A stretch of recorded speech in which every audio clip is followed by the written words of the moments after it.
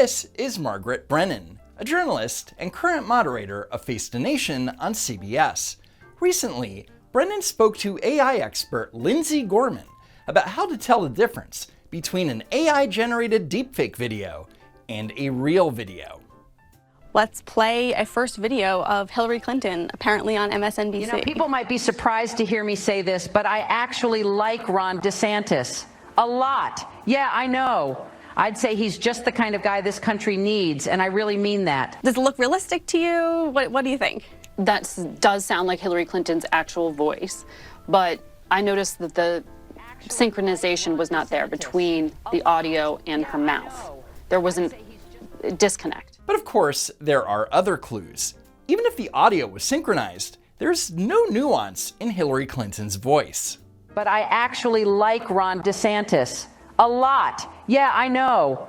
Then there's the fact that it clearly has the name of the creators, C3P Meme and Ramble Rants, in the graphic at the bottom. And then there's probably the biggest clue. Hail Hydra. Next, Margaret Brennan is shown a video of Joe Biden, and she will eventually be asked if it's fake or not. Yeah, so here's President Biden. All right, this one I'm going to ask you about. You can't be pro-insurrection and pro-cop.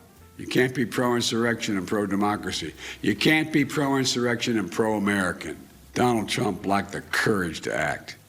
The brave women and men in blue all across this nation should never forget that. So what did you think of this one? He didn't blink. Not at all, right?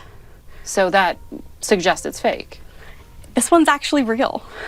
How's that? This was actually a speech he gave. That's right, it's f***ing real. And chances are, you never saw it. Because why would a national news network show you a video where Joe Biden doesn't blink a single time?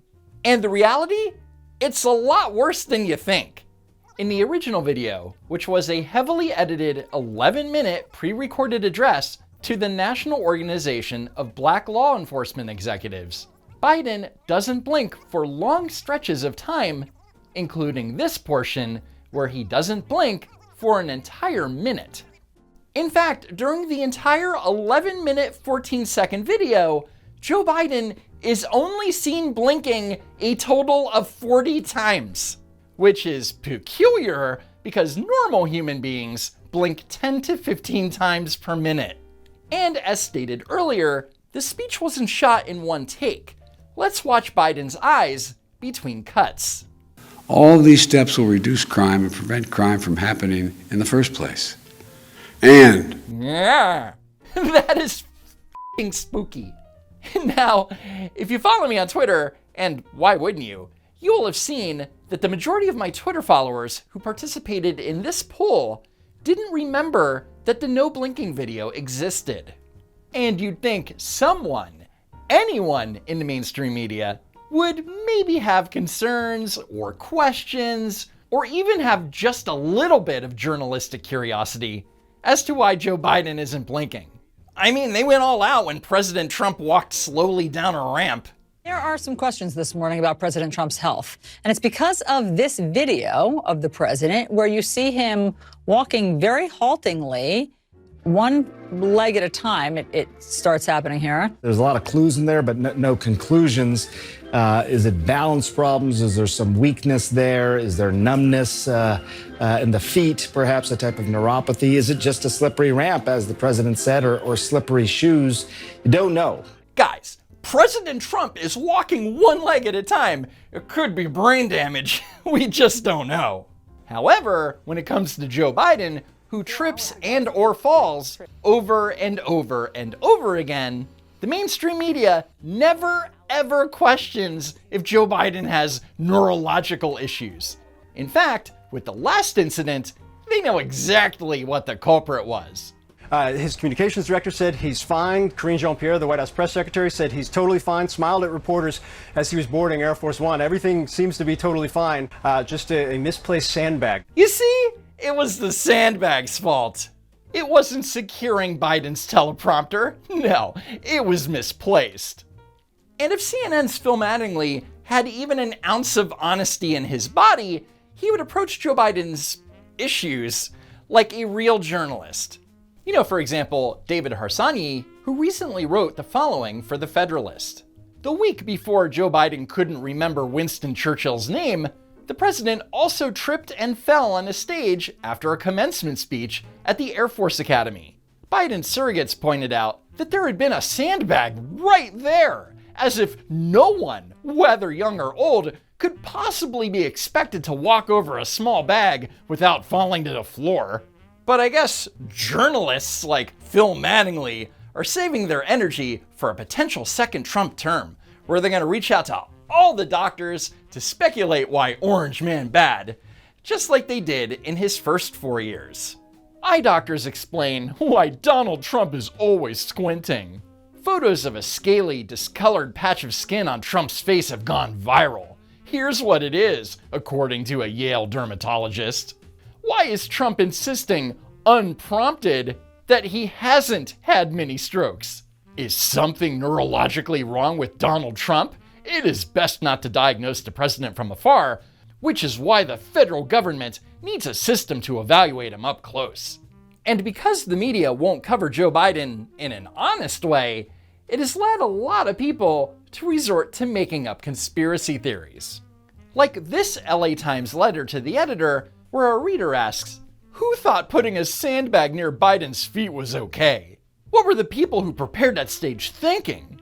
It almost seemed like an intentional trap left there by ageists who argue against our president because of the years he has lived, years he has spent acquiring compassion, experience, and wisdom. And there are some on Twitter who suggest that members of the Secret Service set Joe Biden up. I'm not kidding. There has been too many instances of weird shit happening to Biden. I still would like to know why his Secret Service detail left that black sandbag in his way. And they didn't remove a sandbag, causing Biden to fall. Has anyone even vetted these people? I mean, Trump supporters certainly exist within the ranks. And that they conveniently didn't notice a sandbag that was totally in President Biden's way. I believe someone within Biden's detail service is setting him up. First, a sandbag appears on a stage, and then Biden trips and falls. And now, lo and behold, a small bag of coke is found in the White House. You'd have to be blind not to see what's going on. It has all the earmarks of being a total setup. MAGAs are gonna pull out all the stop to topple Biden for 2024. Yep, there's a ton of Democrats who not only believe that the Secret Service is somehow in charge of setting up equipment on a stage, but they also believe that the Secret Service planted that small bag of cocaine at the White House. But that's a video for next time. Anyway, it's just a matter of time before there's conspiracy theories regarding how the Secret Service screws with Joe Biden's teleprompter during his speeches in an effort to make him sound incoherent. What do you think we'd have said if I came when I was here trying to get the nomination 3 years ago? The lithium will power components it's going to be being made in redwood materials, where the company's making the largest investment in the history of this state. Remember they used to say, Biden spent all this money to keep people from working? People are off the sidelines. 20 years high. And to pay for low-wage workers, the pay for low-wage workers, has grown at the fastest pace in 2 decades. Well, that's those days of the past where so much money is coming in to make all this happen. Damn you, Secret Service! Anyway, that's it for now. Follow me on Twitter at Don't Walk Run. Be sure that you're still subscribed to the channel. And as always, thanks for tuning in, and I hope to see you next time. If there is next time.